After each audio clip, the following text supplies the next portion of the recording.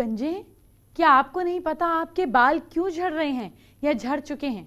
अगर आपके बाल नहीं हैं, आपके बाल कम हो रहे हैं या फिर आप गंजे हो रहे हैं, तो ऐसे में ये शो आपको ज़रूर देखना चाहिए, क्योंकि आज सिर्फ और सिर्फ बालों की बात होगी।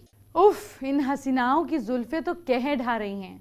मैं जानती हूँ आप भी ऐसे ही बाल चाहते हैं, लेकिन आपके बाल तो खराब हो रहे हैं और गंजे तक हो रहे हैं। फिर क्या करेंगे?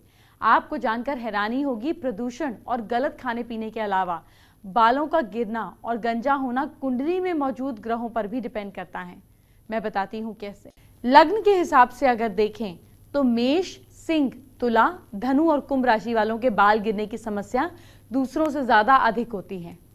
शनि की बुरी नजर भी असमय गंजापन, बालों की सफेदी, रूखापन देता है और जवानी में ही बुढ़ापे जैसे दिखाई देने लगते हैं। राहु की बुरी नजर हो तो रूसी की समस्या, सिर में फोड़े, फुंसी, चकते बनना जैसी बीमारियों के वजह से बाल खराब होने लगते हैं।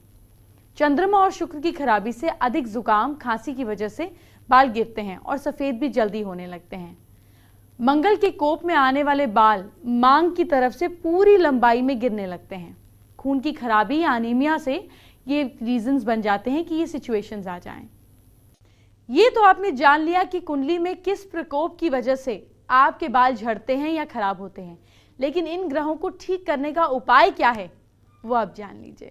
गंजेपन से बचने के लिए, लग्नेश को मजबूत करने के लिए प्राणायाम करें और एक मुद्रा करें जिसे मांडू की मुद्रा कहते हैं। इसे बनाने की विधि क्या है ये जानिए।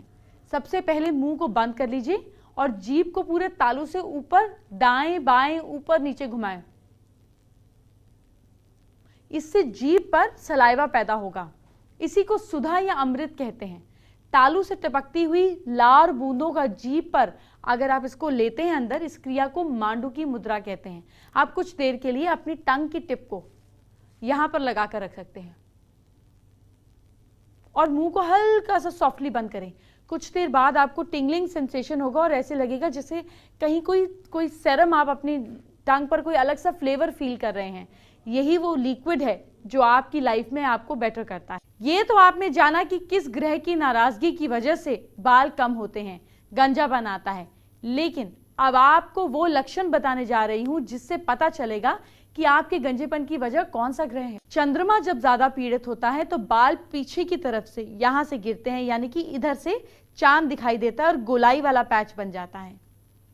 राहु की खराबी में बाल सिर के किसी भी हिस्से से पैच या गोलाई में सिर्फ एक पैच उड़ जाता है, झड़ते हैं, उतना ही हिस्सा गंजा हो जाता है।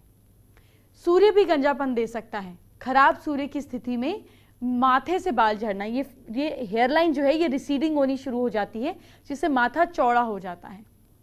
शनि की खराबी सिर के बीच के हिस्से के बाल गिराती है, ये हिस्सा गंजापन दे देता है और बीच से, मगर गोल शेप नहीं बनती है, टेढ़ा मेढ़ा पैच बनता है।